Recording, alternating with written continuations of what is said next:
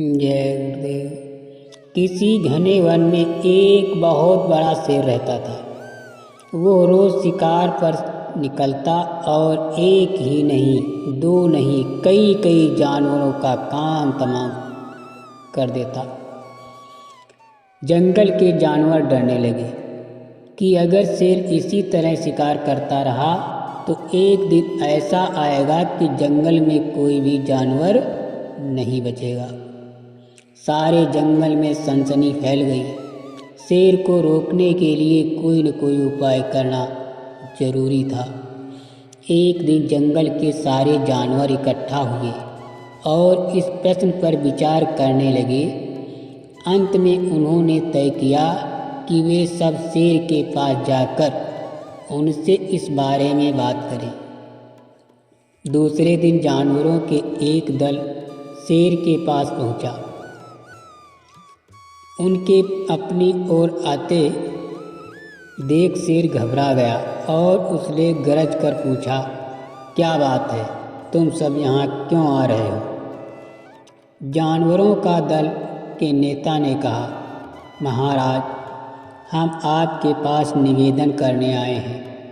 आप राजा हैं और हम आपकी प्रजा हैं। जब आप शिकार करने निकलते हैं तो बहुत जानवर मार डालते हैं।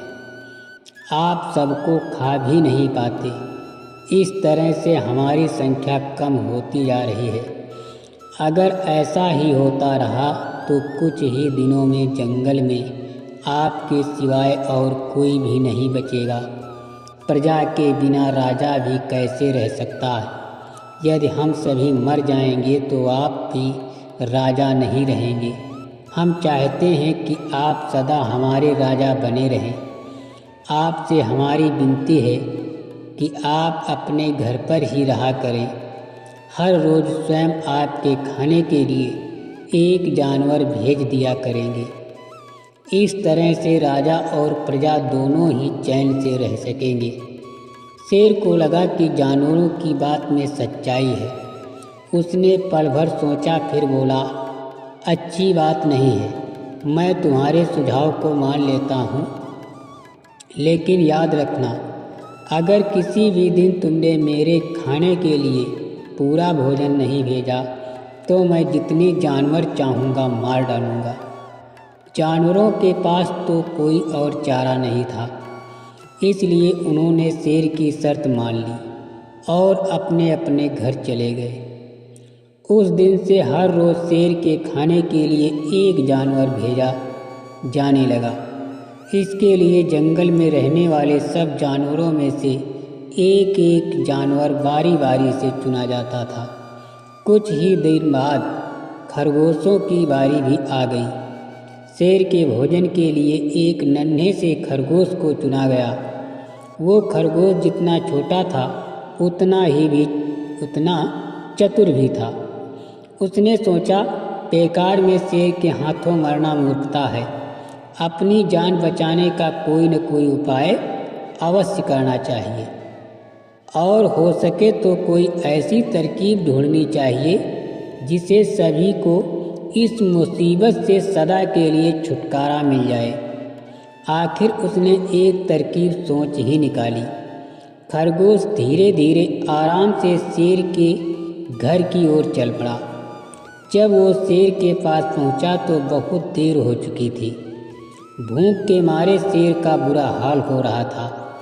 जब उसने सिर्फ एक छोटे से खरगोश को अपनी ओर आते देखा तो गुस्से से बौखला उठा और गरज कर बोला, किसने तुम्हें भेजा है? एक तो पिद्दी जैसे हो, दूसरे इतनी देर से आ रहे हो। जिन बेवकूफ़ों ने तुम्हें भेजा है मैं उन सबको ठीक करूँगा। एक एक का काम तमाम न किया तो मेरा नाम भी शेर नहीं। नन्हे खरगोश के आदर से जमीन तक झुककर महाराज नन्हे खरगोश ने आदर से जमीन तक झुककर कहा, महाराज, अगर आप कृपा करके मेरी बात सुन लें तो मुझे या और जानवरों को दोष नहीं देंगे। वे तो जानते थे कि एक छोटा सा खरगोश आपके भोजन के लिए पूरा नहीं पड़ेगा, इसलिए उन्होंने 6 खरगोश भेजे थे। लेकिन रास्ते में एक और शेर मिल गया। उसने 5 खरगोशों को मारकर खा लिया। ये सुनते ही शेर दहाड़ कर बोला, क्या कहा? दूसरा शेर? कौन है वो? तुमने उसे कहाँ देखा? महाराज, वो तो बहुत ही बड़ा शेर है। खरगोश ने कहा, वो जमीन के अंदर बनी एक गुफा में से निकला था। वो तो मुझे ही मारने जा रहा था, पर मैंने उससे कहा, सरकार, आपको पता नहीं कि आपने क्या अंधेर कर दिया। हम सब अपने महाराज के भोजन के लिए जा रहे थे, लेकिन आपने उनका सारा खाना खा लिया है। हमारे महाराज ऐसी बातें सहन नहीं करेंगे, वे जरूर यहाँ आकर आपको मार डालेंगे। इस पर उसने कहा, कौन है तुम्हारा राजा? मैंने जवाब दिया, हमारा राजा जंगल का सबसे बड़ा शेर है। महाराज मेरे ऐसे कहते ही वो गुस्से से लाल पीला होकर बोला, बेवकूफ, इस जंगल का राजा सिर्फ मैं हूँ। यहाँ सब जानवर मेरी प्रजा हैं। मैं उनके साथ जैसा चाहूँ वैसा कर सकता हूँ। जिस मूर्ख को तुम अपना राजा कहते हो, उस चोर को मेरे सामने हाजिर करो। मैं उसे बताऊँगा कि असली राजा कौन है। महाराज, इतना कहकर उस शेर ने आपको खिलवाने के लिए मुझे यहाँ भेज दिया।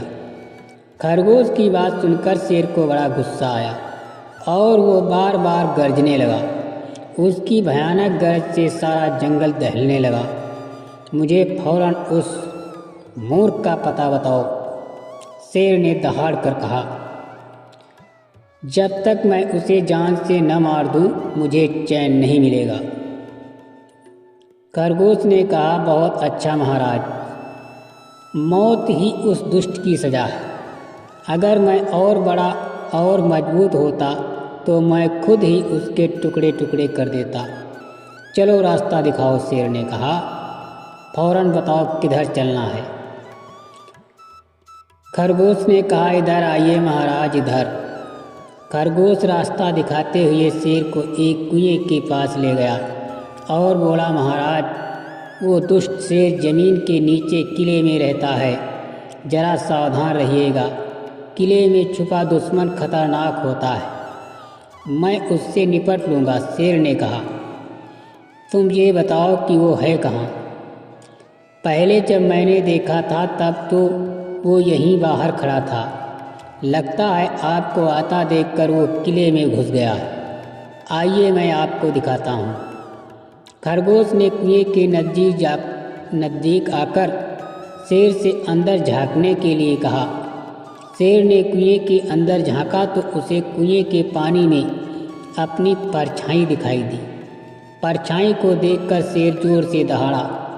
कुएं के अंदर से आती हुई अपने ही दहाड़ने की गूंज सुनकर उसने समझा कि दूसरा शेर भी दहाड़ रहा है। दुश्मन को तुरंत मार डालने के इरादे से वो फौरन कुएं में कूद पड़ा।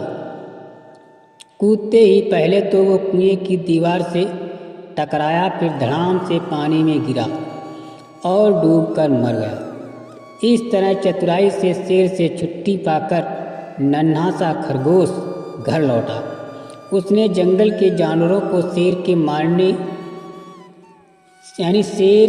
मारे जाने की कहानी सुनाई। दुश्मन के मारे जाने की खबर से सारे जंगल में खुशी फैल गई। जंगल के सभी जानवर खरगोश की जय जयकार करने लगे। जय गुरुदेव।